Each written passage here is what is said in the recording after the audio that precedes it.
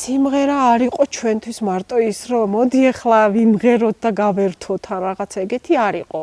ხშირად იყო სასიცოცხლოდ მნიშვნელოვანი ჩვენთვის, ჩვენი ოჯახისთვის. ძალიან ბევრი ისტორიები გვაქვს, როგორ გადაგვარჩინა სიმღერამ.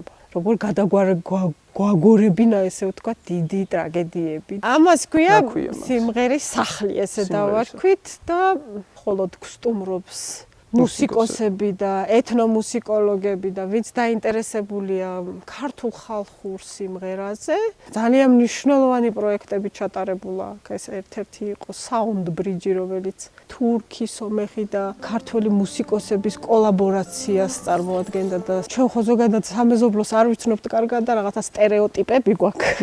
და ამ პროექტმა მე პირადად ძალიან შემიცვალა წარმოდგენა თუნდაც სომხებზე, თუნდაც თურქებზე რაღაცა ახლა ძალიან მეგობრობთ ამ მუსიკალური ხიდით. თან ხო იცი ახლა სამეზობლოში ერთი ჰანგიროა და სხვადასხვა, ანუ ჩვენს ენაზე რომ მღერით ყველა. და აღმოვაჩინეთ აქ ბევრი ისეთი სიმღერა, რაც სომხებსაც ჰქონდათ, თურქებსაც ჰქონდათ, ჩვენც ჰქონდა. ანუ ხო და აქ როგორ მოხდა, იცი, ის კი არ დაიწყო რომ აი ეს ჩვენია, ის ჩვენია, ეს ჩვენია. პირიქით, ანუ ყველა მიმღერა თავის ენაზე და ეს რაღაცა ერთ მასში გავიდა, ერთ კომპოზიციაში. ძალიან ლამაზია.